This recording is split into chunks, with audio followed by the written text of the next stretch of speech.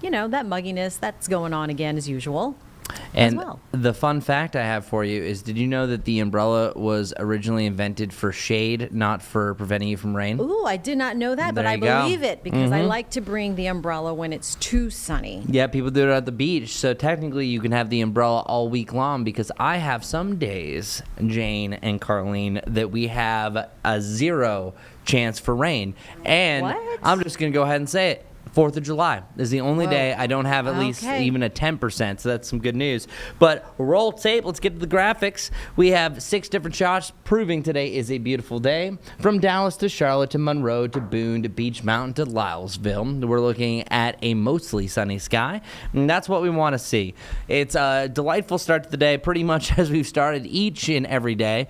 You kind of start hitting the Groundhog Day movie scenario during the summertime that, today we have a hot and humid day with a chance for an isolated pop-up shower or a thunderstorm. So welcome to the repeat forecast. The only difference is, instead of 94 or 96 as we've had over the last 3 afternoons, we'll only have high about 92 to 93 across Mecklenburg County. Some of us getting as much as 95 down in Chesterfield County, and I think we have close to about a 90-89 right around Hickory. But if you closely look at the other numbers that I have there in the red boxes, you will have a real feel that's close to 100 degrees. Really about that 98 to 100 is going to be the time frame right about the middle of the afternoon. Of course, we have another soccer match. FIFA is in town. I mentioned the 2 team names I don't really know how to pronounce. There we go. Okay. Fluminense. Yeah. No, I wasn't going to try to fake this. Here, I'll bring that up. Italiano. Let's see. Oh, yeah. Jane knows Italiano. There we go. Is that what it was? I feel like that was... One's from Italiano. Okay. Well, maybe the bottom one. I think so. And yeah. It's a really cool logo.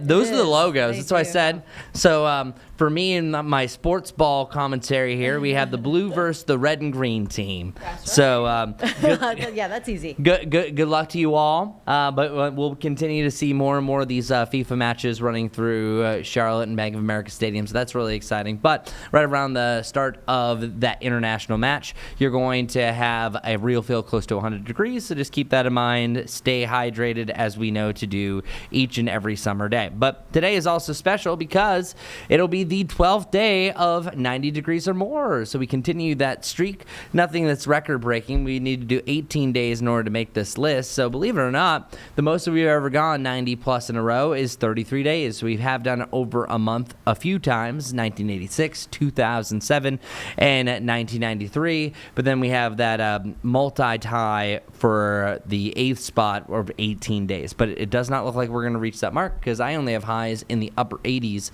for this coming Wednesday, and tomorrow is going to struggle to hit 90. I think it just barely does it.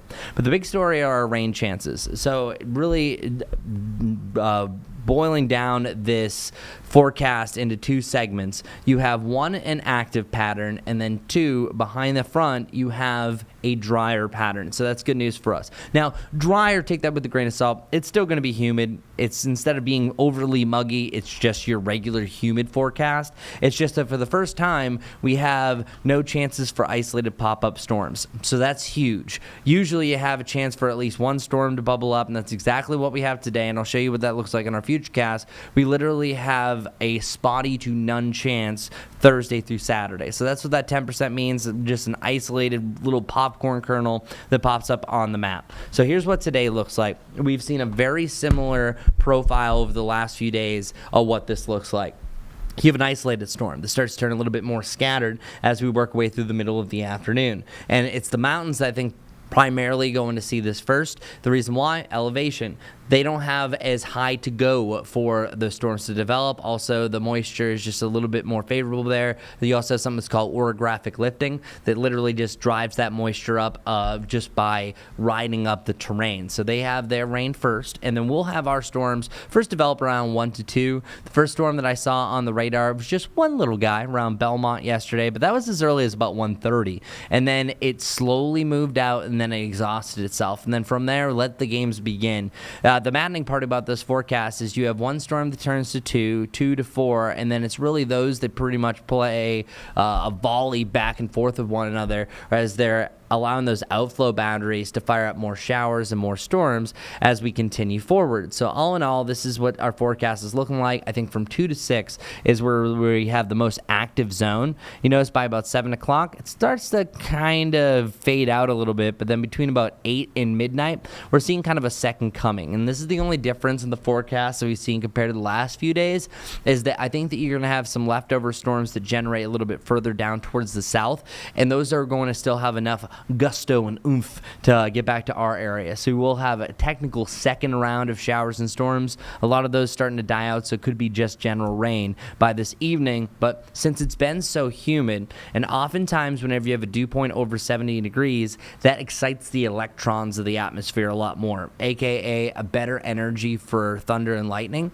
And I guarantee a lot of you have probably caught off guard by a few of those rumbles of thunder, where it's not a rumble, it's a blast. The ones that all of a sudden you see a flash and then boom, those window rattlers, you're going to have a lot more of those. By the way, there are 1 out of every 10 lightning strikes are the ones that are a solid streak. That's called the positive lightning strikes. They're 10 times stronger, 10 times louder, and have 10 times more energy. And coincidentally, 9 out of every 10 lightning victims actually survive. And it's the 1 in 10 that do not, and that's also correlated to those positive lightning strikes. So whenever you have that one big single bolt, the ones that rattle things, those are the ones that are the most dangerous. And I'm specifically talking about that today, is I think you're going to have the energy to do it this afternoon, and I think you also have the chance of doing it again tomorrow.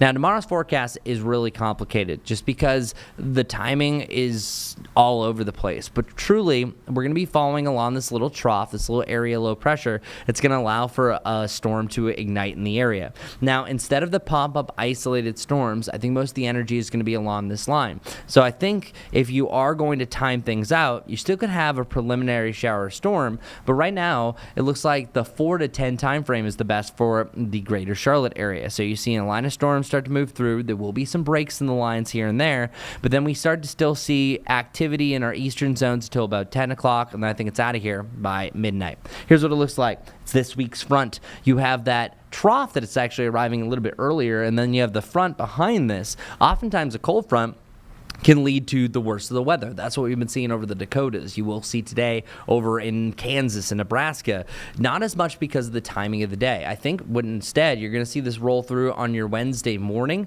into the afternoon, even if it lingers. I think most of the heavier storm activity is going to be to the southeast, and right now we have no designated severe threat on Wednesday. It's only a low threat for tomorrow, and I think that's just because of the timing, and also I think this first batch of energy, that trough kind of takes away most of it, that really helps us out. But what's really interesting about this front is it has a second story. And that second story is whatever this little low that's on its tail, and once it turns stationary, is going to do.